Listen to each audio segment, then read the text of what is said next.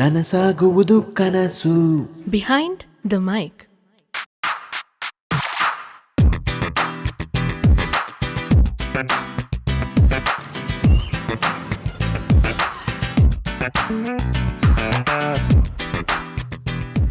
ಹೆಣ್ಣನ್ನು ನಾವು ಆದಿ ಅಂತೀವಿ, ಶಕ್ತಿ ಅಂತೀವಿ, ಸ್ಫೂರ್ತಿ ಅಂತೀವಿ.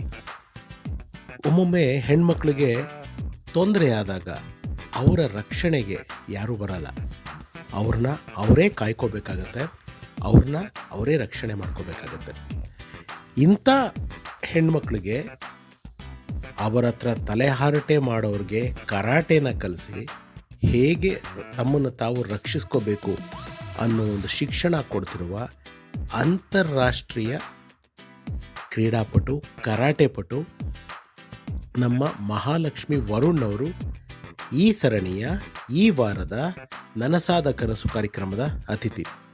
ಹೆಣ್ಮಕ್ಳು ಹೇಗಿರಬೇಕು, ಹೇಗೆ ತಮ್ಮನ್ನು ತಾವು ಕಾಪಾಡ್ಕೋಬೇಕು ಅನ್ನೋದ್ರ ಜೊತೆಗೆ ಇವತ್ತು ಪ್ರಸ್ತುತ ನಡೀತಿರುವ ಹೆಣ್ಣು ಮಕ್ಕಳ ಶೋಷಣೆ, ಹೆಣ್ಣು ಮಕ್ಕಳ ಬಗ್ಗೆ ಆಗ್ತಿರೋ ಎಲ್ಲ ನೀವು ನೋಡ್ತಾ ಇದ್ದೀರಾ. ಅಂಥವ್ರಿಗೆಲ್ಲ ಹೇಗೆ ಉತ್ತರ ಕೊಡಬೇಕು ಅನ್ನೋದಕ್ಕೆ ಈ ಒಂದು ಸರಣಿಯಲ್ಲಿ ಅವರ ಒಂದು ಅನುಭವಗಳನ್ನ ಹೇಳಿದ್ದಾರೆ. ನೋಡೋಣ ಬನ್ನಿ ನಮ್ಮ ಮಹಾಲಕ್ಷ್ಮಿಯವರ ಮುತ್ತಿನಂಥ ಮಾತುಗಳನ್ನ.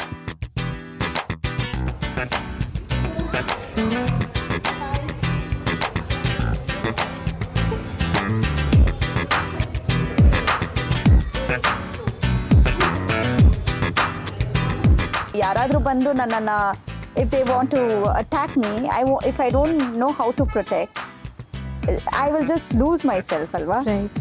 Idu any form of martial art, it helps you to defend yourself.